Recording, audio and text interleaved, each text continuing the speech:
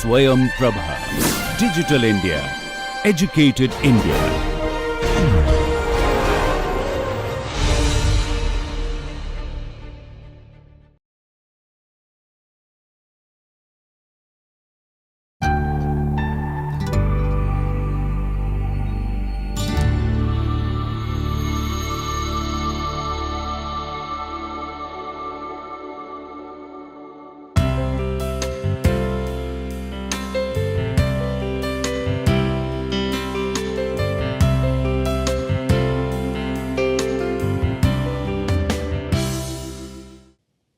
Hi everyone, welcome to lecture number 29, the first lecture on wage structure.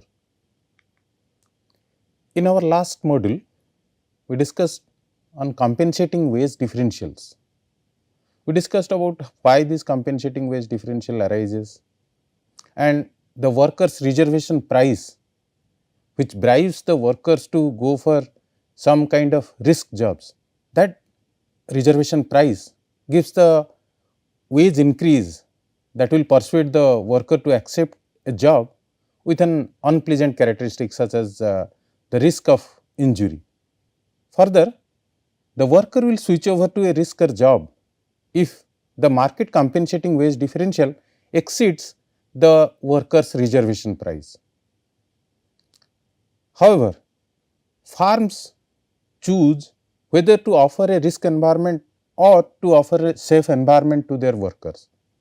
So, from the demand side, the firms that offer a risk environment must pay higher wages, and the firm that offers a safe environment must invest in safety. So, the firm offers whichever environment is more profitable. So, while comparing both that whether the firm should go with a risk environment or should invest in safety and provide a safety environment to the workers, it depends on the profitability, that which environment is going to give him most profit.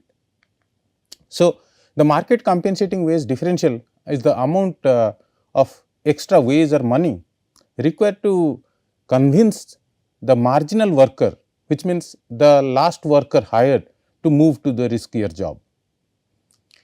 If a few workers enjoy working in jobs that have high probability of injury, and if these type of jobs demand relatively few workers, then the market wage differential may go wrong way, which means we are saying that risk premium, the wage premium should be high for the workers, those who would like to work in a risk environment. But that theory of wage differential does not work always. Sometimes it may go wrong in that way if the supply and demand for this risk jobs and supply of these workers, those who want to work in a risk environment or they love risk. Risk jobs will pay lower wages in that case. So, in this lecture, we will discuss about the wage structure and wage distribution in the economy, and we will measure the inequality in the wage distribution in the economy through different measures. We have seen that the laws of supply and demand determines the structure of wages in the labor market. Therefore, there is bound to be some inequality in the allocation of rewards among the workers. So, some workers will typically get much higher earnings than others. In the end, the observed wage dispersion reflects two fundamentals of the labor market. One is there exist productivity differences among the workers.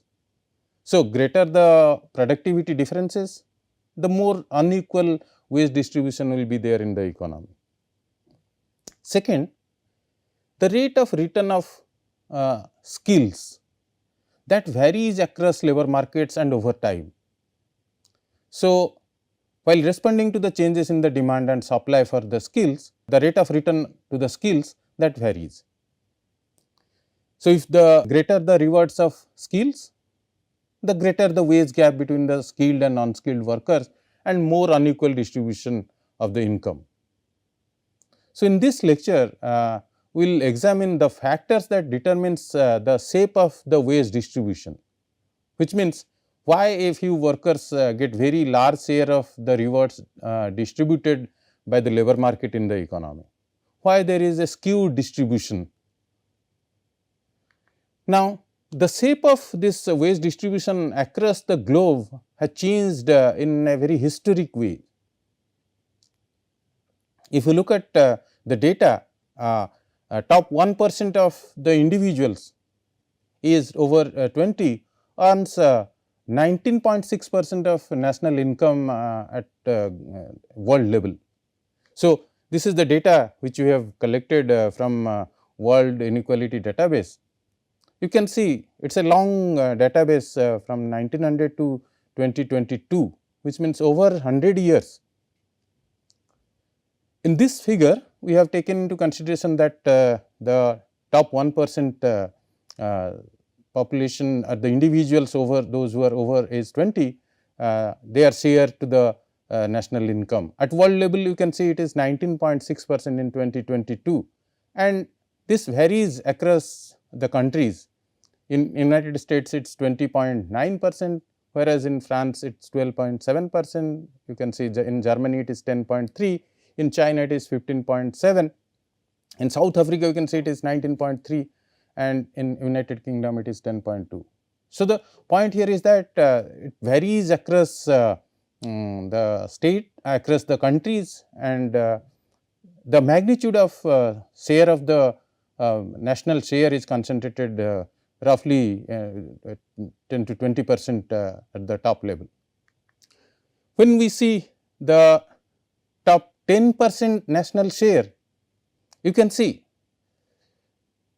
top 10% of the individuals in above 20 age of 20, they have the national share of 50%, more than 50% at the world level, and you can see how it varies across the countries.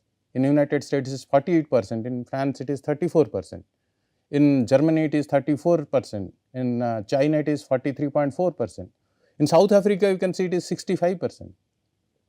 So, while comparing this with bottom 50%, bottom 50% of the individuals and their share to the national income, at the world level it is just 8%. So, bottom 50% of the individuals, they are just having the national income share at 8% globally. You can see it varies. In France it is 20%, in Germany it is 20%, its United Kingdom it is 20%, and this variation has happened over a period of time, and you can see the trends in the variation. However, these trends have become widen in last 20-30 years. So, it has been observed that there was a sizable increase in inequality as the wage gap between high skilled and low skilled workers, it has increased over the period of time. Further, the wage dispersion within a particular skill group also has gone up rapidly. So, there are different kind of skills which are there, and within that particular skill group, the wage dispersion has increased significantly. So, a great deal of research has been established that no single culprit can explain the changes in the wage structure, the way it has changed over the period of time and why it was so skewed. However, the changes in the labor market institutions and in the economic conditions seems to have worked jointly to create this historic shift in how labor market allocates its rewards among the workers. So, both labor market and the macroeconomic conditions are responsible for that. Let us discuss some of the key factors which are responsible for this skewed distribution. Wage inequality in the labor market can arise from various factors. First and foremost factor is skill and education. Workers with different levels of skill and education often command different wages in the labor market. High skilled workers such as those with advanced degrees or specialized trainings typically earn high wages due to the higher demand for these kind of expertise. However, low skilled workers may face low wages due to the abundance of labor in less skilled sector. So, skill and education play a significant role in wage inequality in the labor market. Second is the technology and automation. The way technological advancement and automation is happening in the process of production, that can disrupt the labor market by replacing certain jobs with machines or requiring workers to acquire new skills to remain employable in the labor market. So, jobs that can be easily automated or outsourced tend to offer lower wages, while the position that requires specialized skills or expertise may command higher wages. So, the technological intervention and advancement and automation plays a significant role in wage inequality in the labor market. Next is globalization. In 21st century, almost all the countries, they are operating in a globalized world. They are more in open economy. So, the increased globalization has led to integration of economies as well as labor market in the world.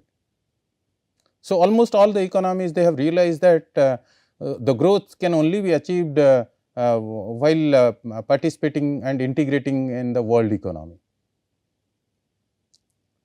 So, globalization has facilitated trade and economic growth. It has also intensified competition for jobs and put downward pressure on wages in certain industries, particularly those that can be outsourced to lower cost industries. Further, market power. Market power plays a significant role in creating wage inequality in the economy. Wage inequality can be aggravated by disparities in the bargaining power between employer and employees. So, in industries where labor unions are weak or there is no existence of these labor unions, employer may have greater leverage to set wages at a lower level. Whereas, the workers in highly unionized sectors may negotiate higher wages and they can have a better working condition by going with some negotiation power, bargaining power with the employer. Further, we have already discussed the labor market discrimination. So, discrimination plays a significant role in wage inequalities and the outcome in the labor market. Discrimination based on the factors such as race, gender, ethnicity, age or disability can contribute to this wage inequality in the economy. So, certain groups may face systematic barriers to enter into the labor market to find jobs and advancement in their career, which results in the low wages and limited opportunities for career growth. Next is the occupational segregation.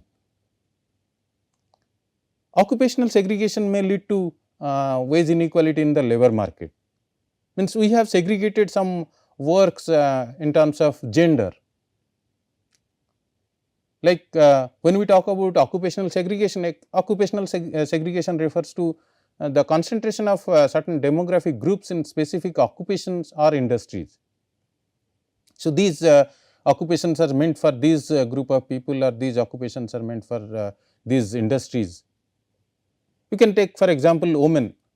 Women are often overrepresented in lower paying fields such as caregiving, administrative support, while men dominate with the high paying sectors such as technology, engineering, finance, trade, transport.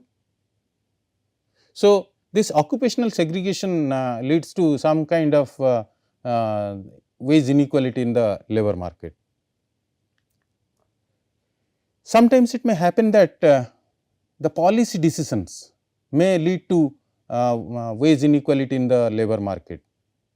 Like government policies such as minimum wage laws, taxation policies, social welfare programs can influence wage inequality directly or indirectly.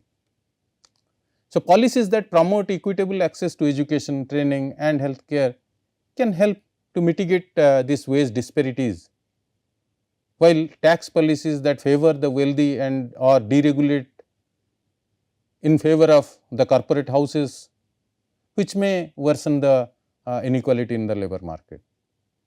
So, policies have certain impacts creating inequalities in the labor market. Overall, if you look at the wage inequality in the labor market is a complex phenomena, which is influenced by a combination of economic, social and political factors. So, to address wage inequality, it is often required to have a comprehensive policy approach, which aims at promoting equitable access to education and training and strengthening labor market institutions like unions, combating discrimination, which is a social outcome, and fostering inclusive growth. So, overall the policy has to be taken into consideration that how we can improve equitable access to education and training, strengthening labor market institutions and reduce discrimination, which may foster inclusive growth in the economy. That is what the sustainable development goal agenda talks about. Now, if you look at the empirical research, the studies on wage distribution in the economy, empirical studies, most of the studies they have studied the shape of the wage distribution. So, how the wage distribution takes shape in the economy. Most of them have used the human capital model as a point of departure. So, this human capital approach have proved particularly in both developed and developing countries. This approach has proved popular because it helps us to understand many of the key characteristics of wage distribution that are typically observed in modern labor market. In human capital framework, if you remember, the wage differentials exist not only because of some workers accumulate more human capital than the others, but also because young workers are still accumulating skills and they are foregoing earnings, whereas old workers are collecting the return from the prior investment. So, it is a combination of both acquiring skills and having experience. The human capital model also provides an interesting explanation for the positive skewness of this wage distribution in the economy. If you remember our human capital model, which we discussed, that a worker invests in human capital up to the point where the marginal rate of return to the investment equals the rate of discount. So, this is the stopping rule. This stopping rule generates a positive skew distribution of wage, even if the distribution of ability in the population is symmetric. Let us discuss with an example that how this happens. Suppose in the economy, 1/3 of the workforce is composed of low ability workers, another 1/3 is composed of medium ability workers, and the remaining 1/3 is composed of high ability workers. Further, suppose all the workers have the same rate of discount. In that case, let us try to understand how economy distributes its wage distribution happens in the economy. So, here if you look at this graph, we have taken the human capital, acquiring human capital on the x axis, and the y axis we have taken the rate of interest or the discount rate. And we have assumed that all the workers in the economy, they have the same discount rate. So, the discount rate is fixed for everyone, it is same. Now, how much of human capital this each group of the workers they will acquire, it completely depends on the marginal rate of return. So, marginal rate of return to the lowest ability workers is guided by this marginal revenue function, marginal rate of return function, and it intersects with the discount rate at point A, and you can see that that group of workers they acquire only HL amount of human capital. Further, the workers those who are having high ability, they are guided with their marginal rate of return, and with their marginal rate of return they are at point B. So, they acquire human capital of H amount of human capital. Whereas, one third those who are with medium ability, now they are guided with their marginal rate of return, they are going to have the intersection with their discount rate and at point C. So, they are going to acquire only H star amount of human capital. So, based on the ability, they are guided by their marginal rate of returns, which leads to acquire a difference in the human capital, means year of schooling.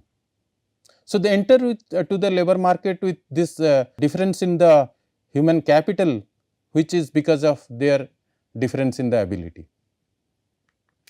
So, high ability workers therefore have higher wages than low ability workers in the labor market because of two distinct reasons.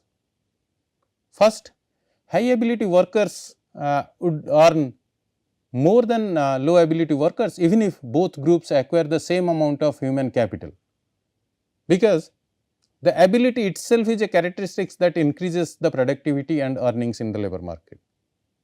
So, that is the first point. Even if they are going to have the same amount of human capital, their outcome is going to be different in terms of productivity and earnings in the labor market.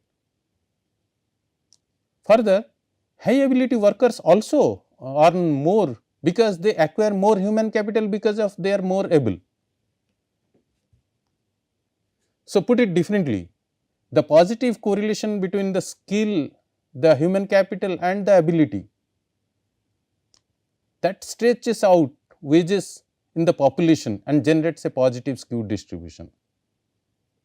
Now, because they are more capable or more ability, they are going for more human capital, as a result they are earning more.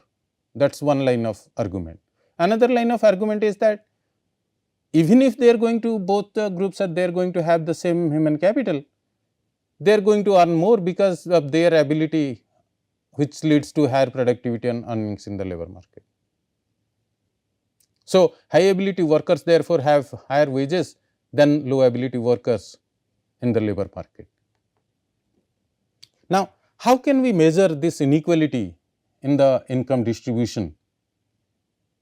So, measuring inequality in the income distribution involves various statistical methods and indices that are designed to quantify the extent of disparity among the individuals or the households in terms of their income level.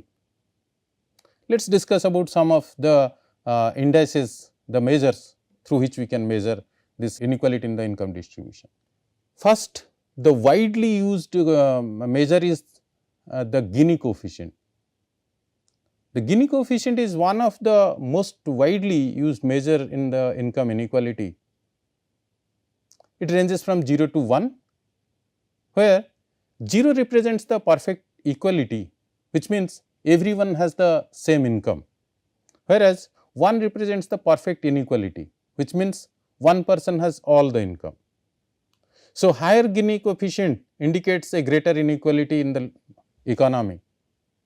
So, it is calculated by plotting the Lorenz curve. We will discuss about more on this, which explains the cumulative share of income received by bottom, let us say 10%, 20%, 30% of the population against the cumulative share of the total population.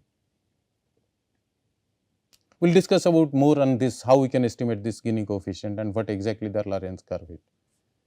Now, another coefficient through which you can measure this income inequality is Thel index.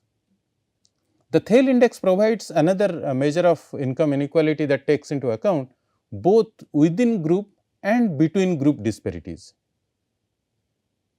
It decomposes the total inequality into two components. One is inequality within the group, means intra-group inequalities. The economy is divided within so many socio-economic and demographic characteristics. So, there are so many inequalities and there are so many intersections are there. So, through Thale index we can estimate the inequality within the groups, means intra-group inequality, and also we can estimate the inequality between the groups, means inter-group inequalities. This Thale index ranges from 0 to positive infinity. With higher values, it indicates that greater the inequality in the economy. Another index is used as the percentile ratio. Percentile ratio compares the income of individuals or the households at different points of the income distribution. For example, the ratio of income at 90th percentile to the income at the 10th percentile, that provides an insight into the income gap between high and low earners in the economy. This is also widely used measure while measuring income inequality. Another measure is Palmer ratio. The Palmer ratio compares the income share of top 10% of the population to the income share of bottom 40%. This indices focus on the relative income of wealthiest and the poorest segment of the population. So, this gives a comparative index. Another method to estimate income inequality is the mean and median income. So, comparing mean or average and the median income provides a simple measure of income distribution. So, if the mean income is substantially higher than the median income, it suggests that a small group of high earners is pulling the average wage up, indicating that there is greater inequality in the economy. Another measure is the decomposition analysis. The decomposition analysis breaks down the income inequality into various determinants such as education, occupation, gender, race, region. So, we can measure this income inequality by using any of these measures, and we can find out that at what degree of inequality exists in the economy. So, this helps to identify the drivers of inequality and inform the targeted policy interventions. Now, as we discussed, there are several measures are there to measure the extent of inequality in an income distribution. Most of these measures are based on the calculation of how much income goes to particular segment of the distribution. So, to examine that how exactly it happens, let us consider an extreme example. Suppose we rank all the households according to their income level from lowest to the highest, and let us now break the population of the household into 5 groups of equal size. So, the first quintile contains the 20% of the household with the lowest income, and the fifth quintile contains the 20% of the household with the highest income. So, this is how we have distributed into 5 quintiles. The entire distribution has been distributed into 5 quintiles. Now, we can calculate how much income accrues to the households in each quintile. So, if every household in this example earn the same income, so that there will be a perfect income equality if each quintile is having the same earnings, same distribution, same income. So, it would be the case of that 20% of the income accrues to the first quintile, 20% of the income accrues to the second quintile, 20% of the income is accrues to the third quintile, and so on and so forth. So, we can summarize this data graphically by relating the cumulative share of income accruing these various groups. So, here if you look at it, how we can graphically present this is that on this box, on this x axis on the lower side, we have taken the share of the households, and on this side we have taken the share of income. So, what we are saying is that when we distribute it into 5 quantiles income distribution, we are saying that the bottom 20%, first quintile is having 20% of income, second quintile is having, second 20% is having another 20% of income, third quintile is having another 20% of the income, fourth quintile is having another 20% of the income, and the fifth quintile is having another 20% of the income. Now, if you join these points, you can find it will go like this. So, point A to B, now it is perfectly equal, the distribution is perfectly equal. Now, let us take for example of how income distributions happens in the economy. In this table, we have taken the data of the US income distribution data of 2010. Now, you can see the first quintile's distribution share of income is 0.034. So, as the cumulative share is 0.034. The second quintile is having 0.086, the third quintile is having 0.147, the fourth quintile is having 0.23, the fifth quintile is having 0.500. So, you can see the cumulative, if you keep on adding, the second quintile is having, with both first and second quintile they are having 0.12 share of income. The fourth quintile is having 50% of the income up to the fourth quintile, the cumulative income share, which means 80% of the people they are just having 50% of the income share, top 20% of the people they are having another 50% of the income share. So, the point from A to B is called the perfect equality Lorentz curve. Lorentz curve is derived from the actual distribution of the household income. So, here the Lorentz curve, which is a 45-degree line, this 45-degree line Lorentz curve is a perfect equality Lorentz curve. In fact, the construction of this Lorentz curve suggests that the more inequality in an income distribution, the further away from the actual Lorentz curve will be from this 45-degree line. None of the economies you will have in that 45-degree line. So, in every economy there is some kind of income inequalities are there. So, you move away from that perfect equality line of Lorentz curve, 45-degree line. So, to examine, let us consider a world in which all income accrues to the fifth quintile. So, top fifth of the household, they are having all the incomes. In that case, it will be a perfect inequality. So, the Lorentz curve would look like a mirror image of the letter L. So, it would lie flat along with this horizontal axis, so that 0% of the income distribution occurs up to 80% of the household, then it just shoot up, and that is 100% for the last quintile.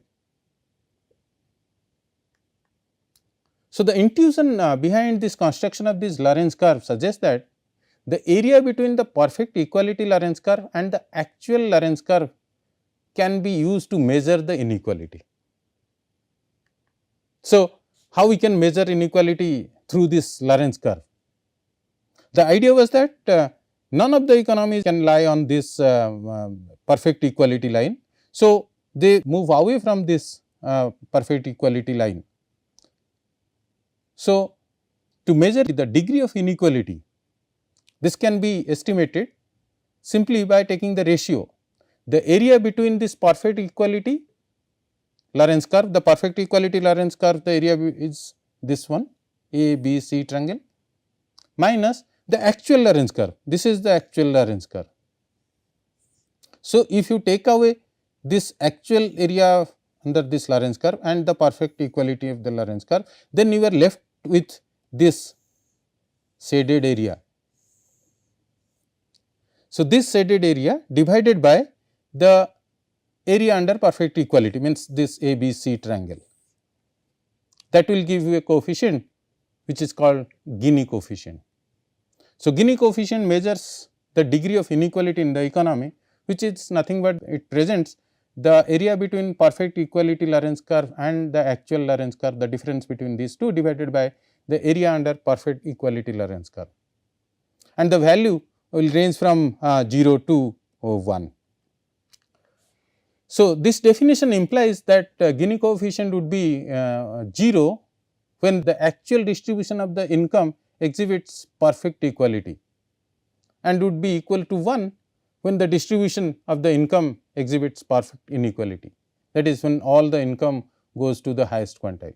Although an increase in this Gini coefficient represents an increase in the income inequality, there are certain delicacies that are being overlooked while summarizing this entire shape of this income distribution into a single number,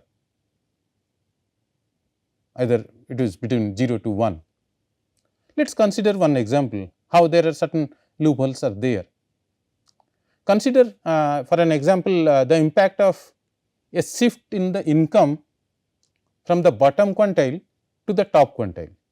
Let us say some structural changes in the economy happens, which has given a favorable change of this distribution, and there is a shift in the income from the bottom quantile to the top quantile.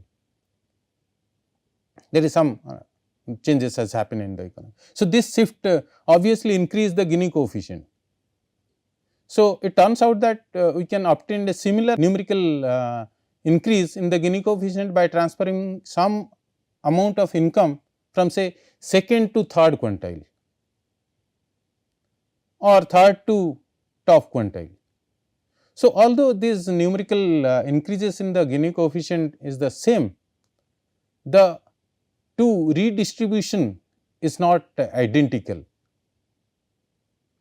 They are not same, the distribution, the way it has happened, it is not the same, moving from bottom to top quantile while moving from second to third quantile.